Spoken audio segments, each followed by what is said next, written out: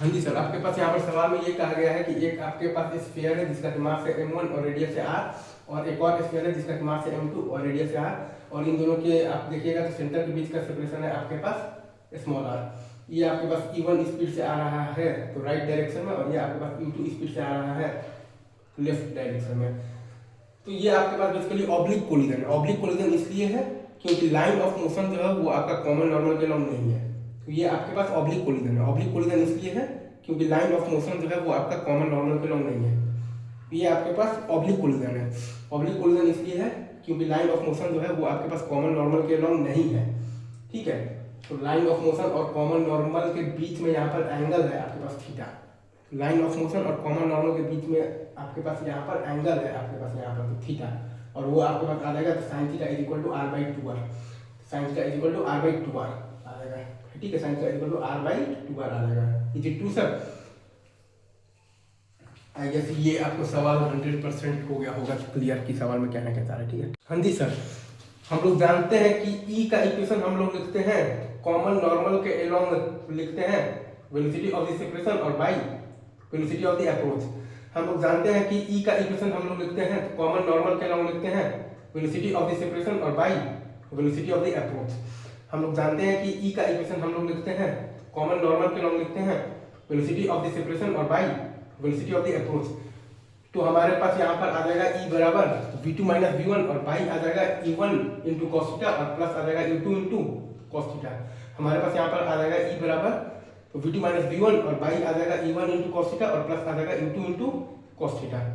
हमारे पास यहाँ पर आ जाएगा E बराबर v2 माइनस v1, और बाई आ जाएगा e1 इंटू कॉस थीटा, और प्लस आ जाएगा u2 इंटू कॉस थीटा।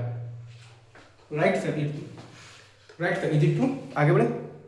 हाँ जी सर, अब अगर आप m1 और m2 इन दोनों को अगर आप एक सिस्टम मान लीजिएगा तो पूरे सिस्टम पर कॉमन नॉर्मल के लॉन्ग कोई भी एक्सटर्नल इंपल्सिव फोर्स नहीं है। मतलब कि m1 और m2 के सिस्टम पर कॉमन नॉर्मल के लॉन्ग कोई भी एक्सटर्नल इंपल्सिव फोर्स नहीं है। मतलब कि m1 और m2 के सिस्टम पर कॉमन नॉर्मल के लॉन्ग कोई भी एक्सटर्नल इंपल्सिव फोर्स नहीं है। मतलब कि m1 और m2 के सिस्टम पर कॉमन नॉर्मल के लॉन्ग कोई भी एक्सटर्नल इंपल्सिव फोर्स नहीं है।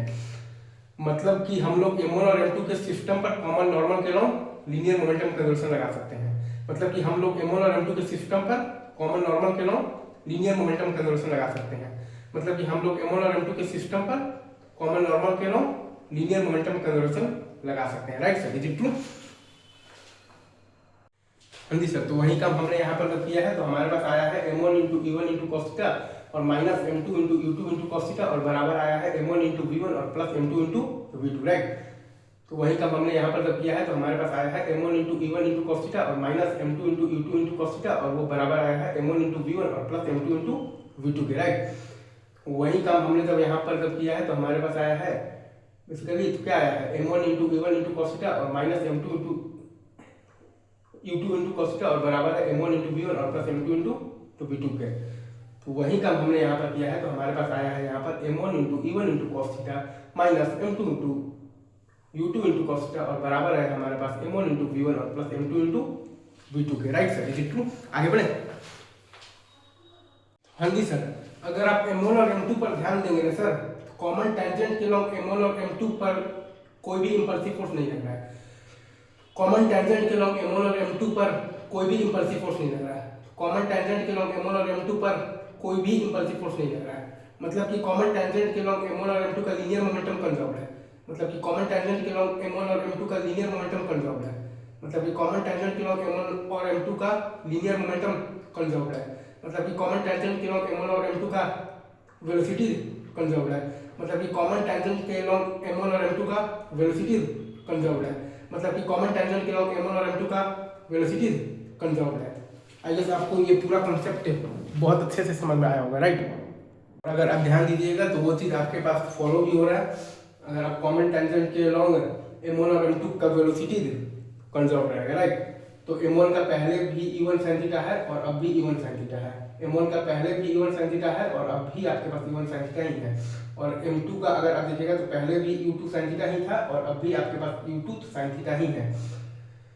अगर आप m2 का ध्यान दीजिएगा तो पहले भी आपके पास u2 sin थीटा ही था और अब भी आपके पास u2 sin थीटा ही है। अगर आप m2 का ध्यान दीजिएगा, पहले भी आपके पास m2 sin थीटा ही था और अब भी आपके पास m2 sin थीटा ही है। अच्छा, अगर आपसे कोई बोल दे कि m1 का आप बताइए कि फाइनल आपके पास स्पीड क्या है, तो under root of the e1 square into sin square theta और प्लस आ जाएगा तो v1 स्क्वायर। फिर वैसे ही आपसे कोई बोल दे अगर कि आप बताइए कि m2 का फाइनल स्पीड क्या है, तो वो आ जाएगा आपके पास under root of the e2 square into sin square theta और प्लस आ जाएगा तो v2 स्क्वायर। अगर मैं फिर से बोल रहा हूँ, m1 का फाइनल स्पीड आपके पास आ जाएगा under root of the e1 square into sin square theta और प्लस आ जाएगा v1 स्क्वायर।